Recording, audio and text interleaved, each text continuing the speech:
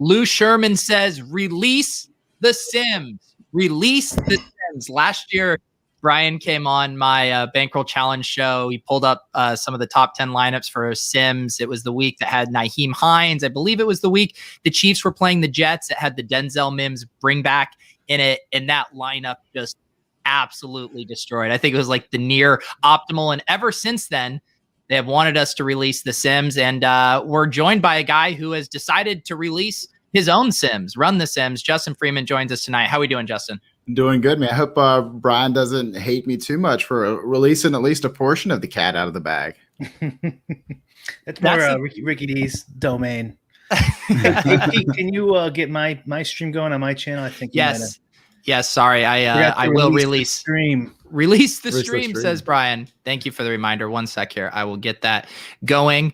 Yeah, great show last week with Ricky D. That was a ton of fun. Feedback on that was really good. I think we'll get him back in the saddle again sometime. But yes, Justin, I mentioned it. We did a show last week. Run the Sims going to be sponsoring all my DFS content this year. Going to be a sponsor here on LOLz as well. And yeah, excited to talk about all the stuff you guys got going on and have a little I don't want to say a sim battle. It sounds like a rap battle. But we can talk some Sims. You know what Brian does, right, Justin? He's gonna quiz you about your process. What's under the hood over there? Yeah, a little bit nervous about that, to be quite honest. After I saw the Whistles Go Woo episode, I've just been really fearful ever since. So my internet may suddenly go out if we start getting drilled too hard.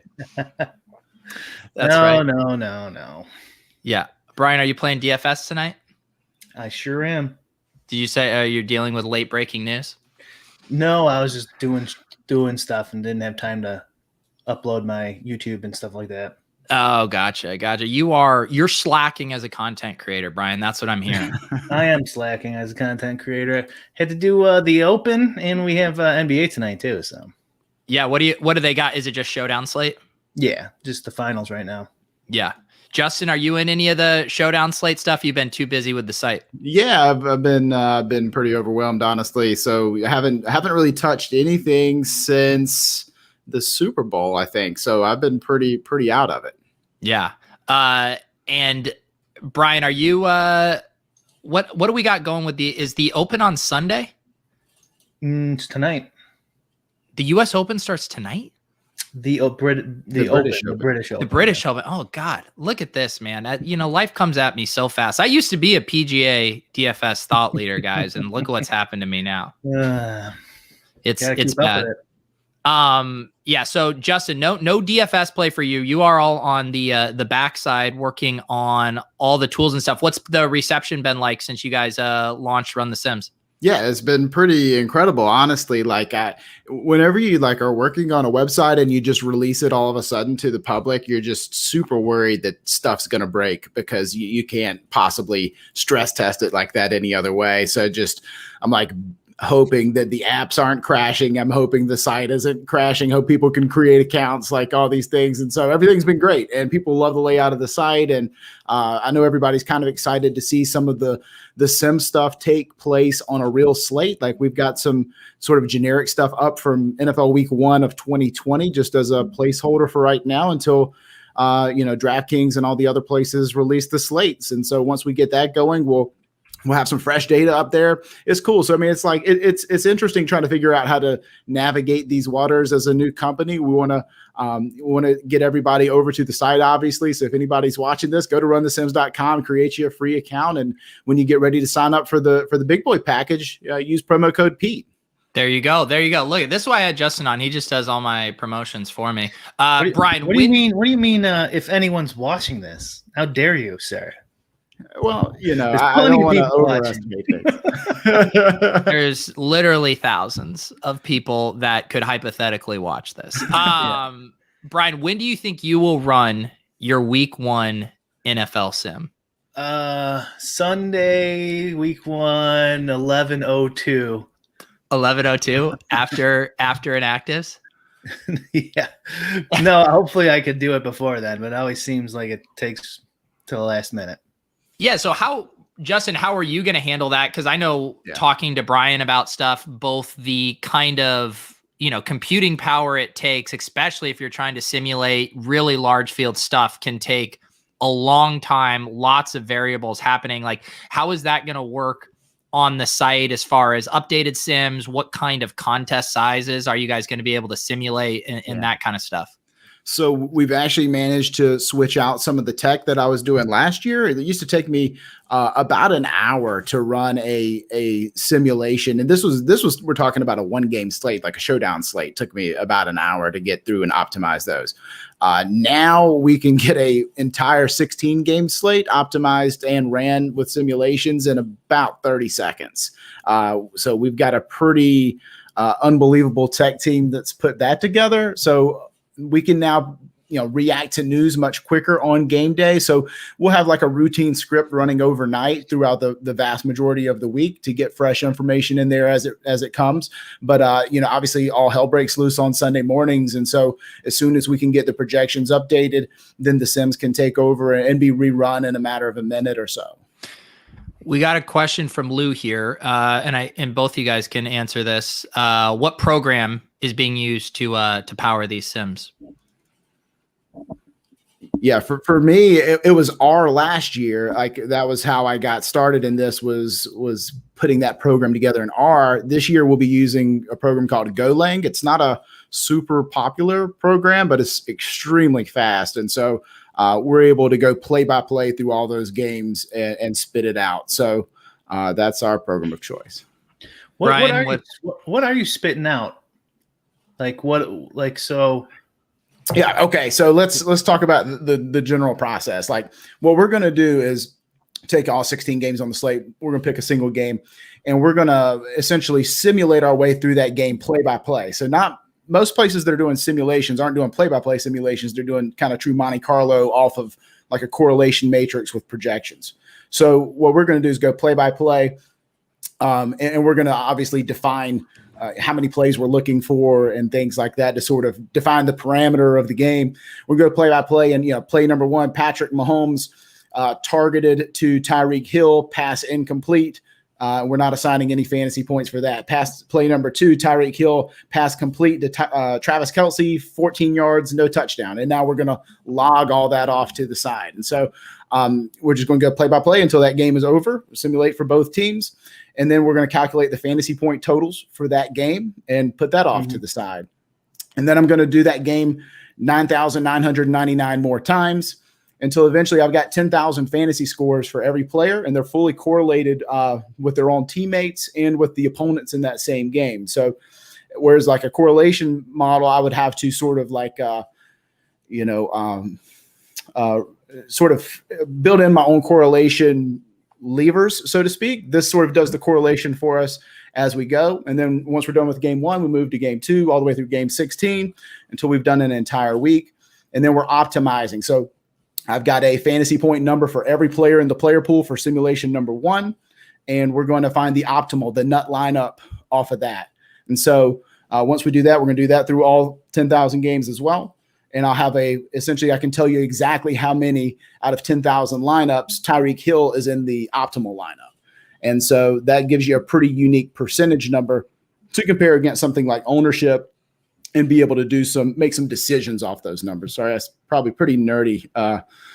That's what we do around here. So I think I'm following you.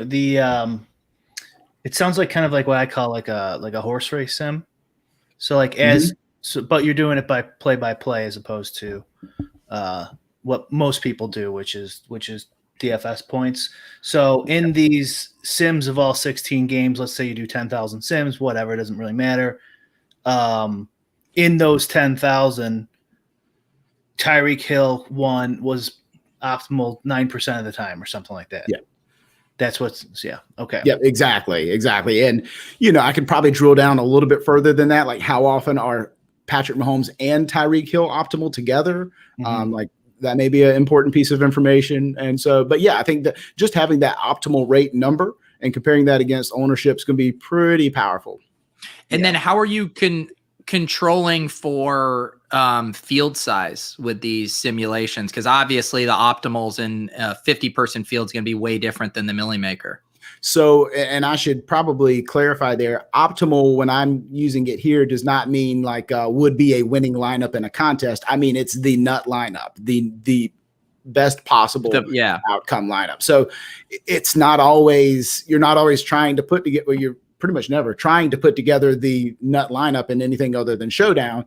So yeah, you're not necessarily always, that's not always your goal, is to have like the exact perfect lineup. It may be optimal to have 3% Khalif Raymond, but you may never want any Khalif Raymond just because. Right. Yeah. Go ahead, Brian.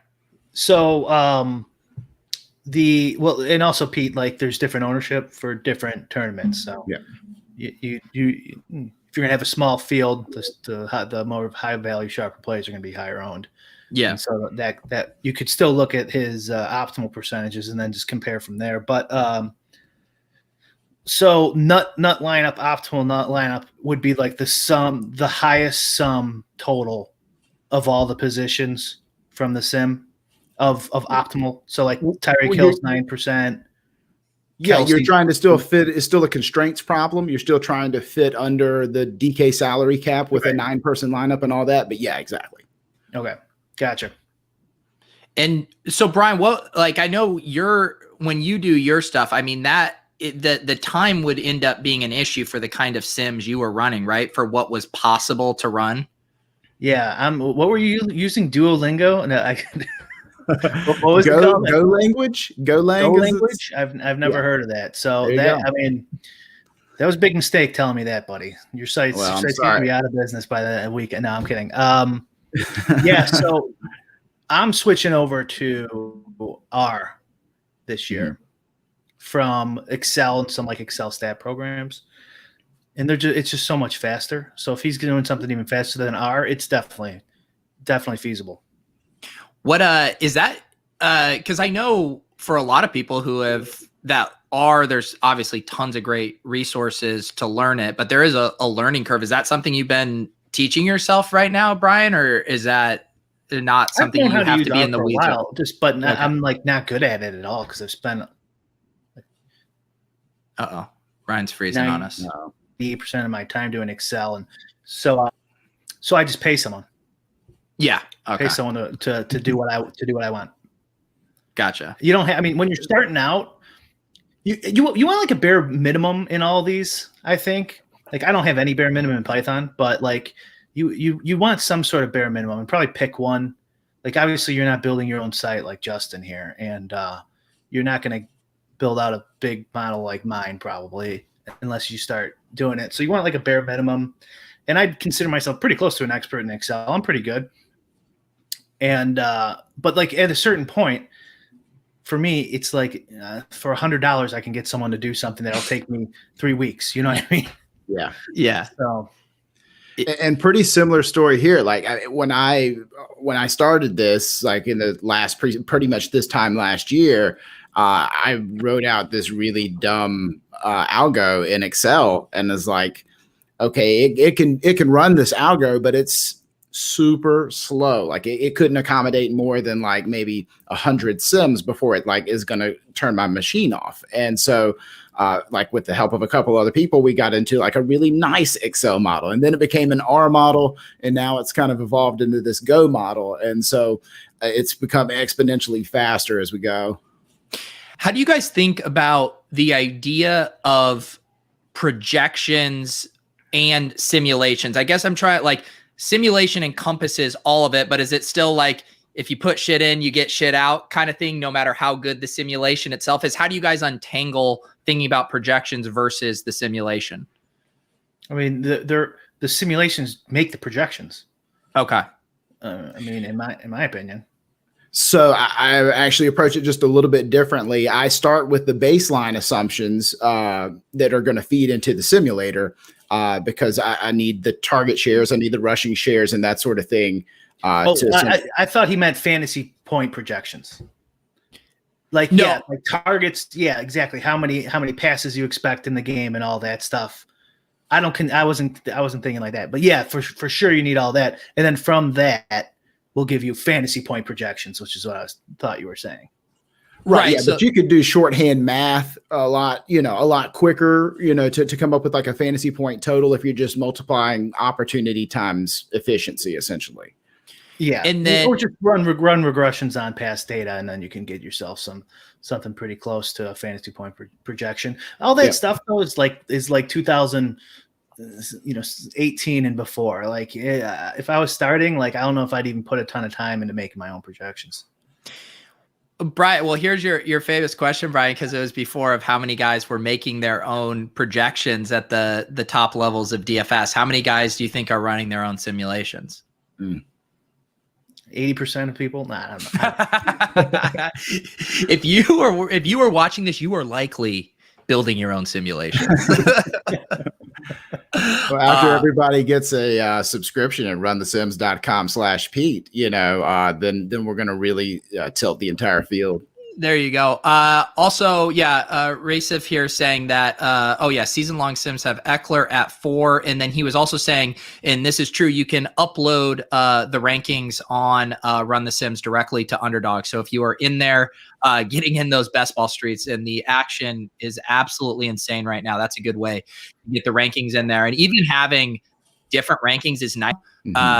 That just having like somewhat unique drafts is really good. Like if the Run the Sims rankings have some sleepers that are popping a little earlier, like that's the one way you can get unique in the best ball drafts, right? Because you do a DFS draft and the whole field can, or you can get contrarian more easily against the field.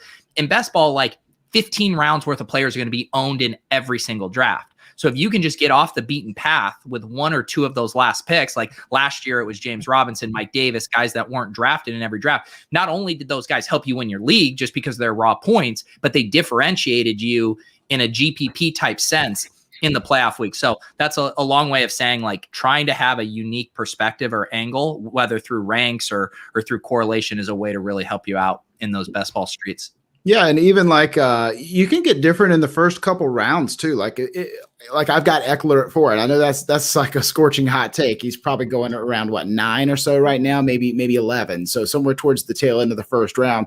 I'm also super high on Calvin Ridley. Like I think he could actually be the wide receiver 1 this year. Like you might end up pairing Eckler Ridley, for example, and have a much different start to your draft, and sort of maybe have a team that's very unlikely to be duplicated even up top, even if you play it sort of chalky the rest of the way. So I've been thinking about that. I don't think Eckler and Ridley's a good example for that because they are viable to get normally at the turn. Yeah. But I have been, and we talked about this on Ship Chasing last week. And Brian, I know you're not in the weeds with this, but I am curious your thoughts on this idea of like giving up projected points for being unique, but like this idea, Stephon Diggs normally goes like it's within the same range. It's between like 110 to 2-1 every draft. So if you take him at 1-3, you are then pairing him with a back into the second round, an early third round guy that Diggs will normally never be paired with just based on how anchored he is to that late first, early second ADP. So I've been thinking about that, and I don't think you're giving up a lot of projected points. Once McCaffrey and Dalvin Cook are off the board, like you can make cases for a decent amount of guys. So I have been thinking about that. Brian, I know you aren't in the weeds, but does that sound crazy to you, or what does that sound like? No, no, but I'd have the same answers. Like there's like basically 2 ways to figure it out, which is regressions, modeling based off of past data, and or sims. I can sim it out and see if it matters. So, but Justin, it's a complicated question, honestly, to get to the actual answer. Yeah, the number of variables you'd have to introduce over the course of a season-long simulation are pretty unbelievable. I mean, you probably have a tough time projecting like Derrick Henry gets hurt, And there, I can think of 3 guys off the top of my head who might be the guy who would come in that situation. Like, so you'd have to go through like this whole complicated decision tree of ifs and thens, to properly model out an entire season. The way I think about all these type of questions is like the Van Neumann game theory book. So like you make the simplest game possible and try to beat that. So you try to find things, try to simplify the problem you're trying to answer, and then sim that or model that out, and then extrapolate from there. And just even getting some of the simple ideas, right? Like back in the GTO poker days when those guys first started, you're such miles above the field that you don't need to get all 800,000 variables and make sure that the Derrick Henry question is in there. You know what I mean? Or maybe you just solve for injury somehow or something. You simplify it. I got a question in my YouTube. Does your Sims take game context into account, i.e. blowouts where teams leading or running the balls more? So yes and no, to answer that. Basically, what we do is allow for that type of game situation to happen, but we're going to still utilize the same projected target share to figure out who the guys are getting the targets. In other words, it'd be really tough to project the situation where, the third string running back or the backup quarterback's now in the game, or the third string running back is now in the game because it's just like an entire blowout. Like that's going to be a tough thing to sort of logically get to. But, what we can do is in the course of these simulations, we're going to have basically every possible game script happen exactly as often as it should happen, if that makes sense. The only thing we don't have the ability to do is trigger different player requirements in those types of games. We can make the entire game lean more run heavy or pass heavy, but for something like that, but I can't change exactly, if the Patriots all of a sudden are trailing and now James White's going to have a 30% target share game in that type of game, I can't do that. Does that make sense? Yeah, sure. Yeah. There's a lot of problems when you're trying to build out a full simulation. Yeah. And like back at your last point, this is far from a perfect model, but as long as it's better than what the vast majority of the field's doing, we feel, pretty good about our advantage. So it has some like known weaknesses, no doubt about that. And I'd love for it to be able to accommodate more things related to injury, more things related to extreme game scripts and backup usage and things like that. But for right now, we still want to focus on like what are the more likely things to happen and trigger there. Yeah, with that idea of what are the more likely things to happen, then how does like range of outcomes factor into that? And obviously, we can look at, production graphs, over the course of the season. I know ETR and their stuff, they post their little bands as far as like where, so like the ceiling for those guys, what's their floor production. And we all know like the Sterling Shepherds are going to have a lower floor than like a, Darius Slayton who can rack up, long touchdowns. So how does that, because what we're always trying to do in DFS and Showdown is we're trying to bink those outlier outcomes. Those are what help us win. So when you're having to work off of kind of like the most likely scenario, how do you reconcile that with, we want an actual outlier scenario in our lineups? Yeah, I think the thing is like, we don't want to confuse the fact that like we're looking for this true ceiling, this 100th percentile type outcome. Like we can get by living on 80th percentile outcomes across the board. Like just lock me in at 80th percentile for everybody and we'll go print some cash. But obviously we know we can't even guarantee that either. Like, I mean, there's no real way of knowing whether a player is going to hit his 80th or his 20th percentile. Those things are equally as likely to happen. So, basically what we're going to do when we simulate out the slate and we collect all those fantasy point totals, we can show that off as essentially a bell curve, like a distribution curve. For some players that may lean a little bit one way or the other, lean a little low, lean a little high.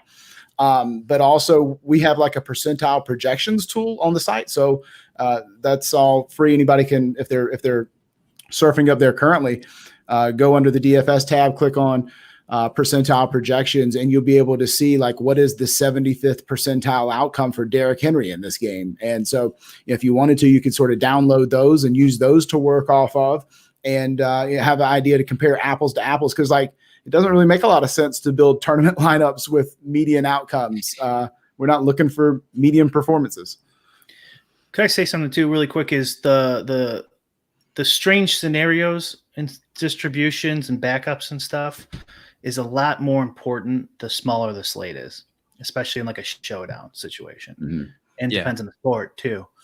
But you got to like your question, Peter, of like the distributions. Like this is very hard. This is a big, huge part of dialing in a really accurate sim, and it's really hard. But I bet Cardi does very similar to what Justin does, and one of my sims sounds like it's pretty similar, and it's kind of built in, that ceiling type of idea, because the simulation's like a Monte Carlo, like there's random chance of things occurring. We know what it's a pass. He throws a pass. Tyreek Hill catches it. Tyreek Hill's roll on those yardage is going to have a bigger distribution. And so in all those sims, he's going to catch 3 50-yarders eventually for 3 touchdowns or something. Yeah. Right. So it's like built in. It's not, it's gonna happen. And then he can go and look, and then you could look at the data after all these simulations and then tabulate, okay, Tyreek Hill's ceiling is 55 fantasy points or something like that. Right. Here's getting back into the weeds. It looks like Racif's going through the projections over there on Run the Sims. This one pops out to me too here. Devonta Smith at wide receiver 18, ahead of some established incumbents like Cooper, DJ Moore, and then the ascending CeeDee Lamb. Any thoughts on your aggressive ranking on Devonta Smith, Justin? Yeah, and I should also point out that the season-long stuff is not simulation-based. It's projection-based. And so you're getting some raw projections there. And I do love Devonta Smith this year. And part of it has to do with the fact that I have not thrown in the towel on Jalen Hurts, and I don't really quite understand why everybody seems to have thrown in the towel on him.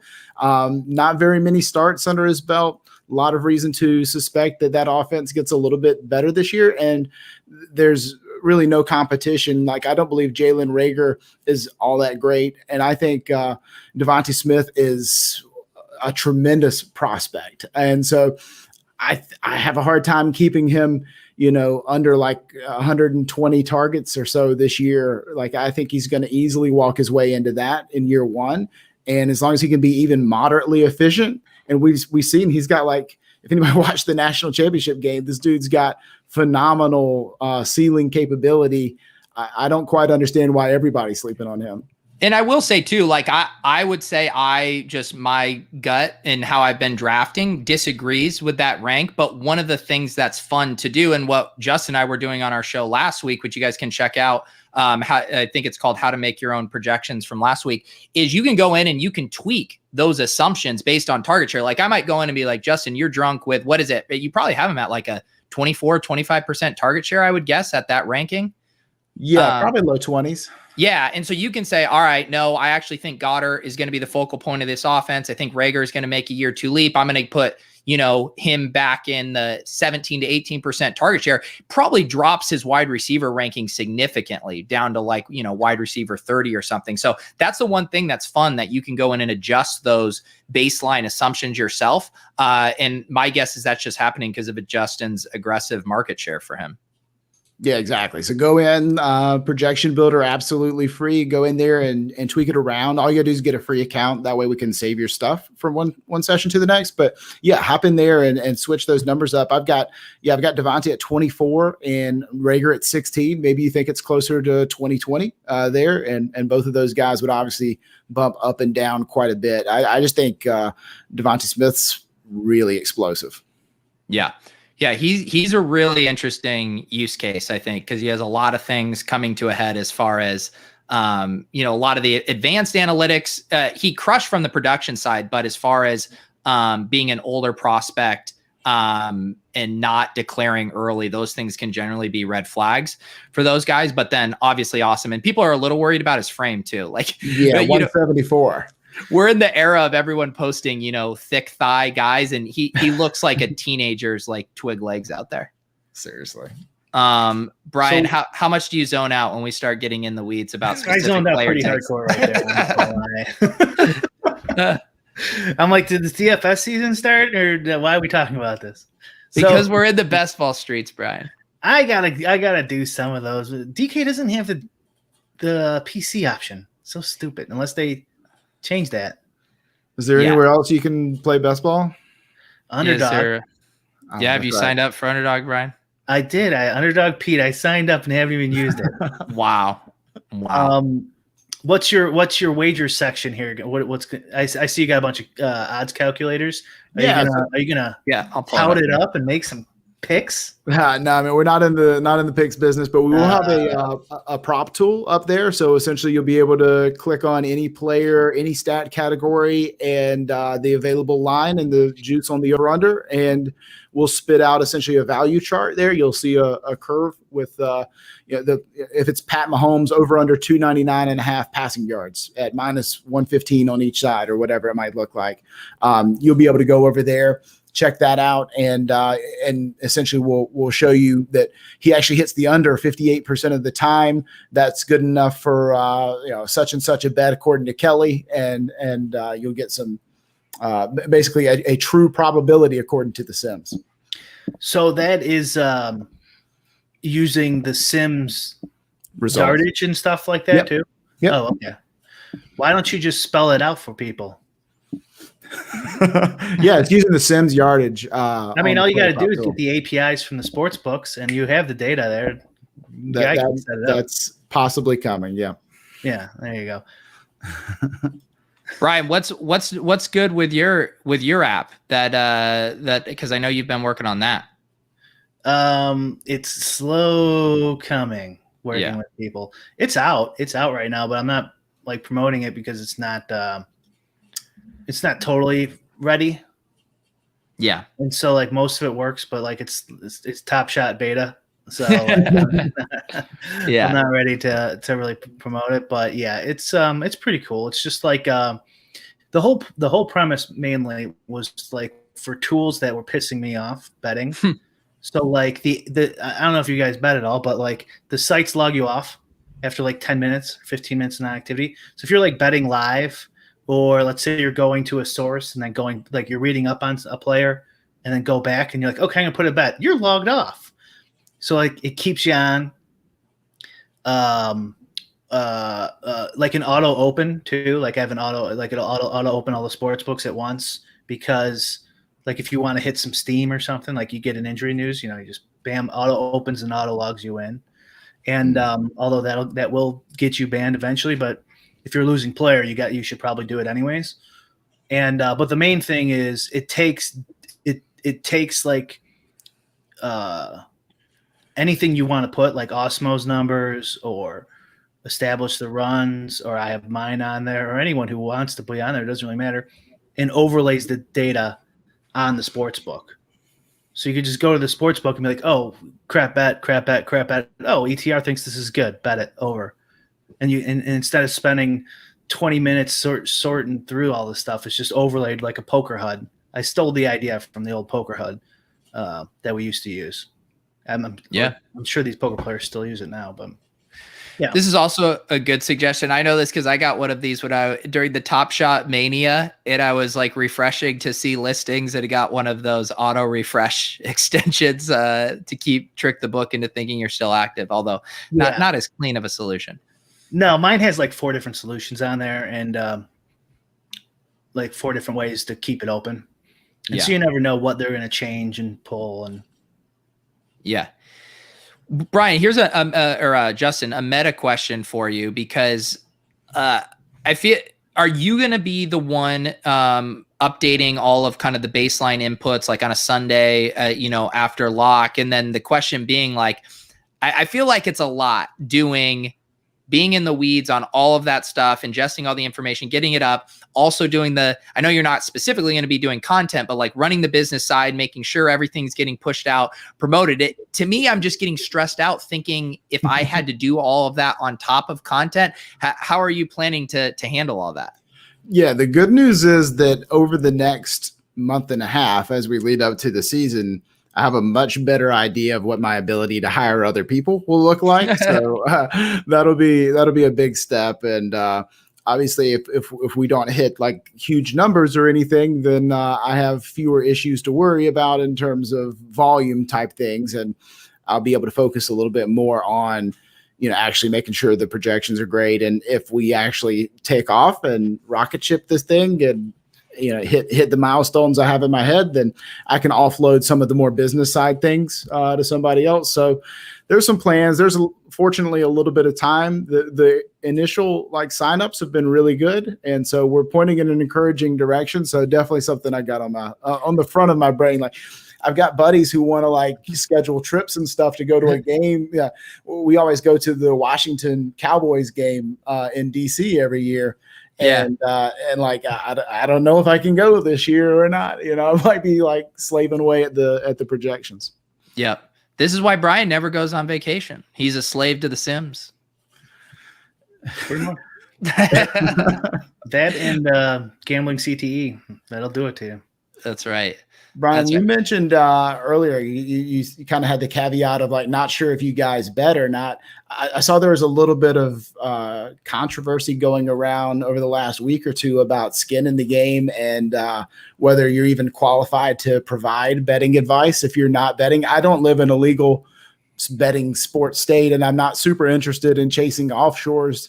And betting itself has never been the most interesting thing to me. In general, I want to hear your thoughts on that. Will you give me the primer for this, I assume, Twitter conversation? I completely missed this. Yeah, no, it was the general idea was why should you or would you trust the advice of somebody who isn't betting the bets that they're recommending to you?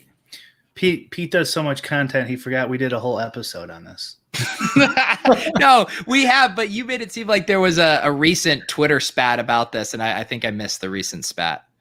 It came back up again. Yes, it's the same conversation again. I must have missed that as well. Yeah, I did. After I thought about it, I didn't defend an analogy I used talking to Pete as well as I thought. I'm damn, I wish I would have said this about skin in the game. But I would say for you, I think it would be what's the nicest word? Foolish or whatever to not use your Sims to price props. Yeah. Especially if you could do it in 30 seconds. Right. Yeah. Okay, go on Bovada and bet a couple if that makes you feel better. But right. But make sure that you're plus EV, but it should be. It's not super hard, but make sure your Sims are beating the line. I mean, a lot of sites don't do that, but I would say make sure you're beating at least opening lines and closing lines. But on props, it seems like a no-brainer to me. Yeah, exactly. Yeah, and what was you might have to fill me in here. So who would? I guess I am having a hard time coming up with. You're working really hard to gain an edge. You find your angle, and then you decide I'm not going to bet it, but I'll put this out there for other people because I need to feed the content machine. And so I think the implication is, you're just feeding the content machine. You don't actually have conviction in this bet if you're not putting money on it. Yeah, exactly. And I think that comes down to a fundamental content creation difference too, right? Some people, it's not really their shtick to try to nail the picks as much. The whole idea is to make an entertaining podcast or a entertaining website or whatever. But yeah, for us, obviously, we don't quite have that personality. We're trying to, be precision players and everything. But yeah, I just want to make sure I'm not, going to catch flack down the road for touting props and not betting them. You're going to catch flack from the sports betting community no matter what you do, it seems. Yeah. They're a prickly community. But I would say I guess providing tools is a completely different. That's the teaching people how to fish versus giving them the fish, which shout out Ben the Better. Living that life, that's a tough life to live. Where you're not showing your work, you're not giving the reasons why. I know you're doing stuff now too with Court Smith from Bet the Prop. And one of the reasons I always like their sports betting stuff is they give you the reasons. They point to the baseline analytics data that is driving them to those bets. When you just get a screenshot of this is my card, it's really hard for me to have any faith in that. Yeah, I think that's what people appreciate is some sort of process. I mean, people really just want to bet whatever their prior said to bet in the first place, and they're looking for some confirmation bias. So I think you just need to cast a large net there. Yeah, I think too with this, what Brandon's saying here in Pete's chat is like the whole Spanky, then Justin, J-Mac and him got in a little kerfuffle, and J-Mac I think was a little aggressive there, but but I don't think the sports bettors get DFS that much, and I actually think the DFS guys are right, where it's like Spanky was saying like whoever's touting the All-Star game is a complete fraud or something, and then like J-Mac took that personally, although they do have some sports betting part to their site too, so whatever. But from the DFS side or something, I would say that's not true. Like you could still like figure out like the ownership game and stuff like that, you know, like to some degree that can help other people, or like you really know baseball and like you have a good sense of like who's going to stay in the game longer in an all-star game, or what pitchers are unlikely to pitch because they're going to be their next scheduled start is the day after the, you know, on Saturday or whatever, a Friday, and stuff like that. Like clearly that can help somebody in DFS. So yeah. And we've talked about this before too. It's like everyone's motivations for why they're sports betting, whether it's just for entertainment, they want to get a little sweat in, versus I can't imagine that there are any like true edge, you know, bettors that are just tailing some guy's card with no discernible process. Like I don't even know how that would be repeatable. Brian? They might be if they're betting the opposite. Yeah. Have you still been doing the oppo betting? Yes. But yes, how's that going? But I do need to get in that Patreon streets. It's definitely something. I'm worried about that gravy train will run out, but yeah, I don't see why not. You could bet someone's opposite. You ever read that sports betting book? It's really popular in the online sports betting community. God, Logic of Sports Betting? No. It was before that. It was the guy from like the SBR forums. Risk assessing something risk. God, so maybe somebody in the chat reminds me. It was probably like 15 years old now. Anyways, he built a model that was so bad someone bought it off of him. to bet the opposite. That's pretty great. Yeah. I actually steal something I can't remember his last name. Yeah, I don't remember that either. Well, this Justin was saying here would be cool to see a running the Sims win rate on prop jets, just a cumulative tally throughout the year. Everyone loves to see their receipts. What's it called, Brian? Conquering Risk. Conquering Risk. Brian, also just FYI, your internet is more skittish than usual tonight. Oh, really? It looks fine to me.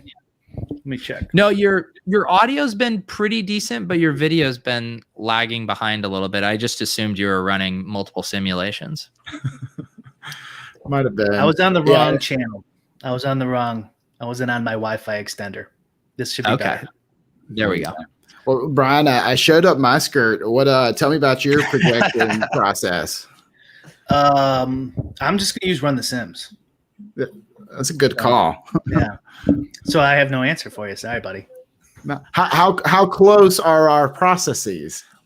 That is exactly how I did my simulation for football. It sounds like you might. I don't know. I'd have to get into the nuts and bolts of yours, but that's exactly what I do. So, how many passes are there going to be, and then what's the distribution of those passes? Okay, is it a pass or is it a run? Okay, who catches it? Okay, what's the distribution for that guy who catches it? And then that's it. And touchdowns too. Yep. And we know the answers to a lot of these things, so you just have to work your way back.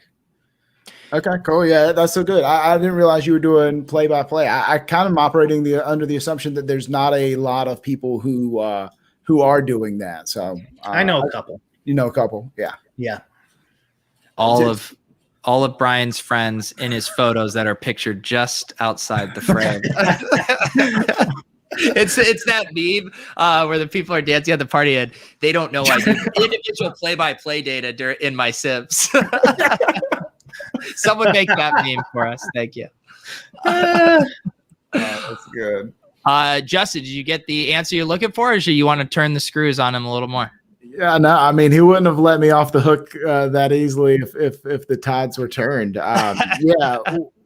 Well, so it sounds like it sounds like we're kind of coming at it from a similar perspective. We're like, essentially, we're going to draw a box around this game that is this, and the size of this box is going to accommodate so many plays based on how big the box is, right? So we're gonna start with a baseline number of plays from each team, and then sort of correlate, well, if this team's more likely to run, then that team's a little more likely to pass and stuff like that. And essentially now we're looking, and the Chiefs in this game are running 5 plays more than average or expectation. So we're going to tend towards assuming their opponent is going to run some number fewer plays than expected and stuff like that. And basically we're going to try to do as much to correlate before the game, before we start querying Sims.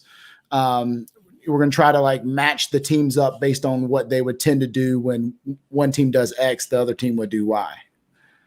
I mean, that's what you do, is what you're telling me? That's what I'm doing. Yeah. Yeah. So I'm kind of like, I don't know about you. I feel like more okay talking about this because the odds, I mean, I can't tell you how much work it's taken to get to this point. Like if somebody wants to try to rip the site off, like by all means, go for it. Like it'll be really hard. I can promise that. So I don't mind talking through the process.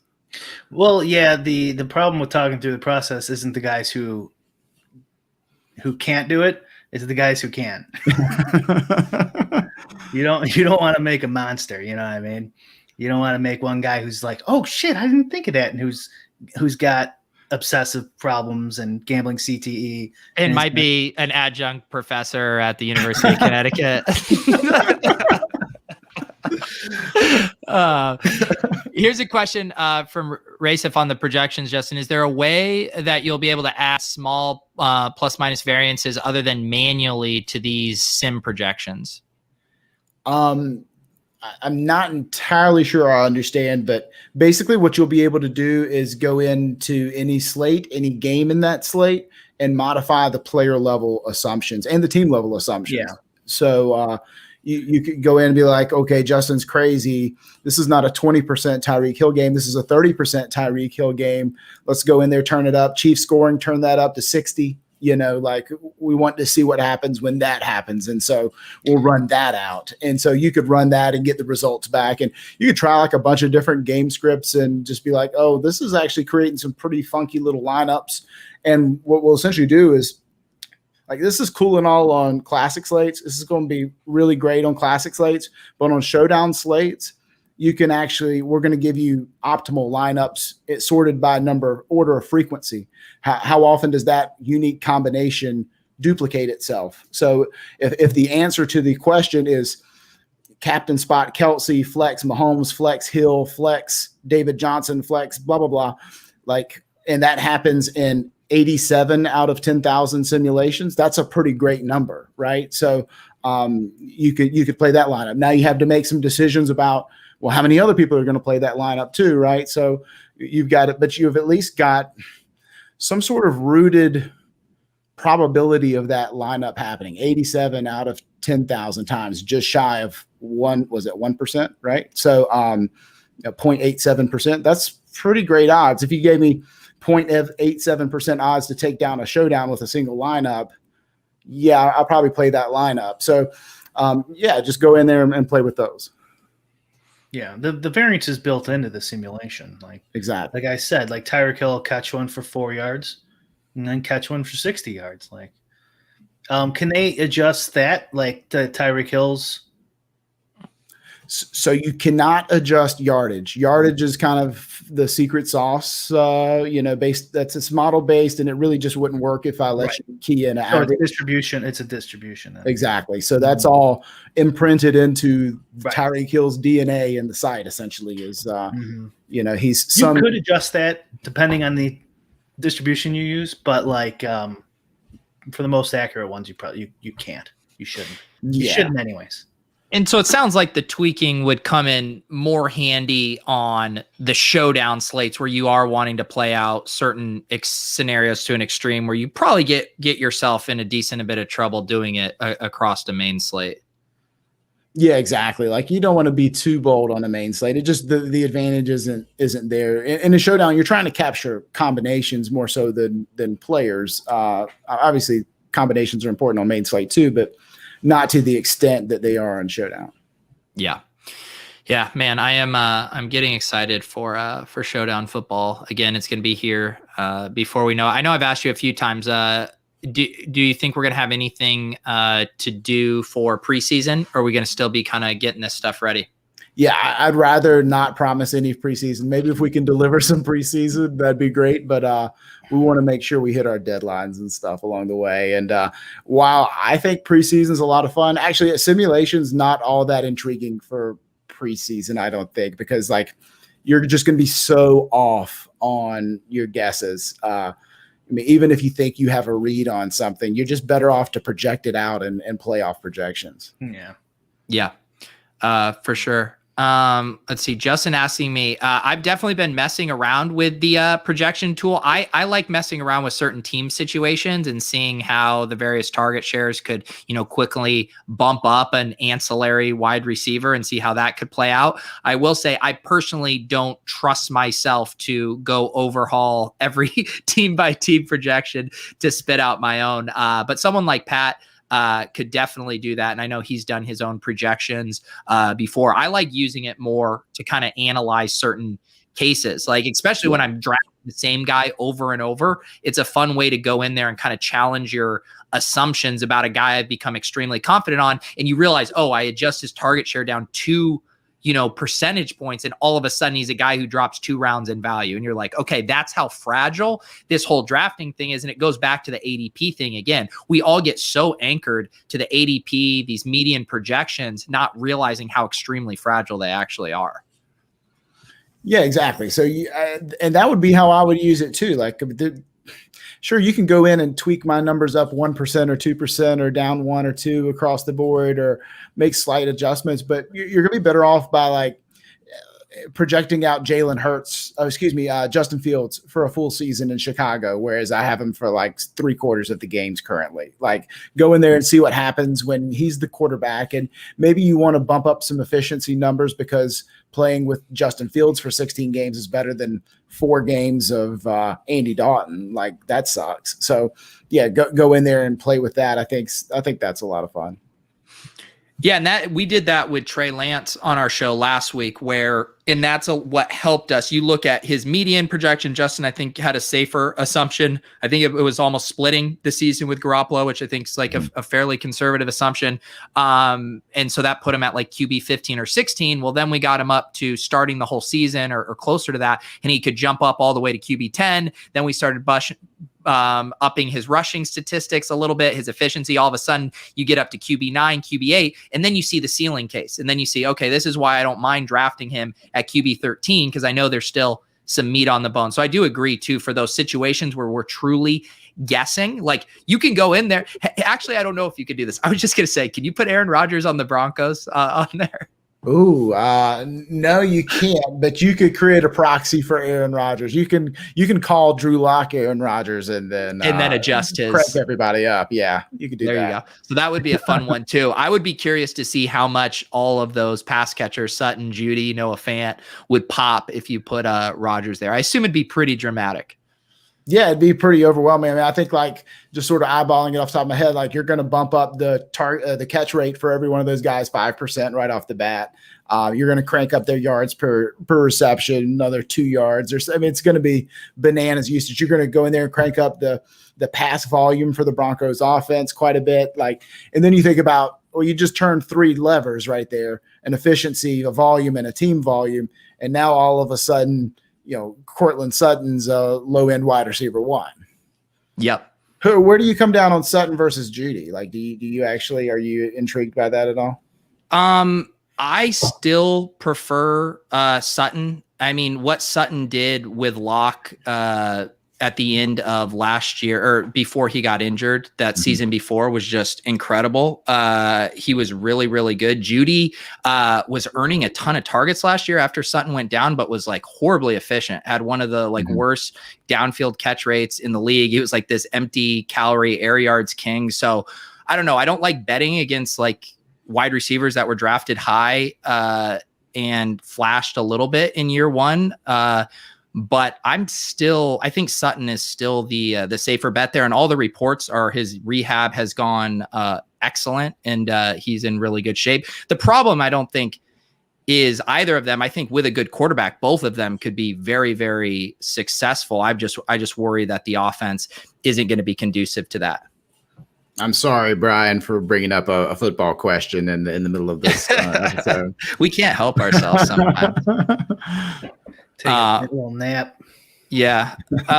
What was else gonna? Oh yeah. So you said Sims 10,000 unique lineups. My thought was here. So we have in the NFT space all these 10,000 NFT generative art projects. Have you thought about releasing each lineup as its own NFT and accompanying avatar? That could really help you out. Would that be? That's probably a little bit better margins on that, right?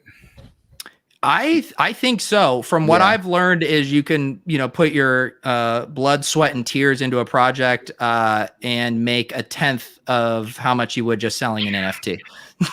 Yeah, I think we gotta consider that for sure. But no, it's gonna be fun. I'm a little bit worried, like, as especially as Brian and I are talking about sort of the details here. Like, I don't want to overwhelm people with the fact that this is like, it's built on like a fairly complex process, right? But we've hopefully designed this in a way that's like super user friendly and that people can kind of run with it. And, as Pat Mayo and I were kind of talking, getting this thing off the ground, we were, the general idea was like, we're going to make Fantasy National, but for football. And so, being a tools only site, I'm interested to see whether people will gravitate towards it and find it useful, or I don't want it to be too overwhelming, and hopefully we'll limit the number of knobs and levers, for everybody, to make the information super streamlined. But it's kind of a concern too. Like, I don't know how you felt about that since kind of getting to know the product. Yeah. Oh, sorry. Were you talking to to you, Pete? Sorry. I got distracted there. Will you say that last part again? I was saying, I don't know if you have felt like things like the site, like the tools are too overwhelming or anything like that in terms of like learning curve or anything. I don't find them overwhelming. I think it's just we're also in that process or time right now where, like, we got the guys in the chat right now who are, doing jokes with the target shares. They're very apt to hop in, adjust it. I think a lot of the people coming in right now to play best ball, they are the kind of like, don't teach me how to fish, just give me the fish. So that, and I talked to you about that. I was like, I was a little concerned of like the larger audience. Are they going to want to get in the weeds with this? But I do think come DFS time, I think the tools are very intuitive to use. And when people are playing DFS, it's the kind of stuff they're going to like to use. And I think the sim stuff is going to be very intriguing for people too. And it is a new thing. Like, they hear Brian talk about it, and it is the next frontier of DFS play. And so I think as we get closer to DFS season, the interest is gonna ramp up. But right now, it's only the sickos in there adjusting Tim Tebow's target share. Is Tebow going to make a roster this year? I'm actually vaguely intrigued by that storyline. Yeah. So my thing is, like, I think Urban Meyer is just absolutely crazy. I feel like this is like a Chip Kelly situation all over, where he's like this egomaniacal dude that's going to just do all kinds of weird shit and not utilize his talent in the most optimal way. Like, I feel like we're going to get Carlos Hyde is just going to get an obscene amount of carries this year. And I'm legitimately worried about Urban Meyers, because people are getting excited about Lawrence and this offense. I really want to be excited about it, but I think Urban Meyer could just be a stone disaster as a head coach. Yeah. It could. He's also been super successful, so there's that too. It could go a lot of different ways. Well, I feel like we're probably close to the end of our time. We haven't talked at all about libertarianism or Bitcoin, and I'm just a little bit put off by that. Or Top Shot. Oh, yeah. I know. Or NFTs. Yeah, seriously. We did get a brief NFT mention. That was good. So we'll mint these lineups and then rake in some profits. Yeah. Shout out to Outdoors real quick. Shout out to Ricky D. The one plug, use promo code Ricky D next time you're outdoors. It'll get you an extra bit of sunlight and vitamin D with that promo code.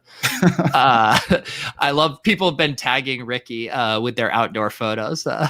Thank you, Ricky, for inspiring me to go outdoors. But thank you, Justin, for hopping on tonight. Very excited to be working with you guys. I think it's going to be a great year. And guys, if you want to hop in there, all the stuff we've been talking about with the season long, it's all free. You can go sign up, get a free account, go poke around in there, boost Tebow up to a 32% target share, Urban Meyer's wet dream.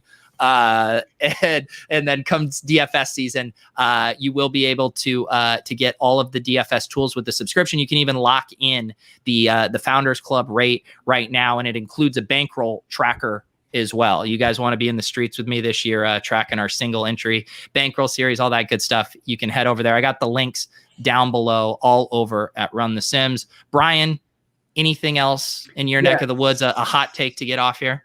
Yes. I had a hot take tweet about Osmo if anyone wants to check it out. But I got to see this. What was I going to say? Oh, next week there's no LOLz. That's correct. I'm going to be away next week. No night shows for me. I'm going to try to do a proper kind of vacation before my life goes crazy. But Brian, you have my permission to run something without me if you want.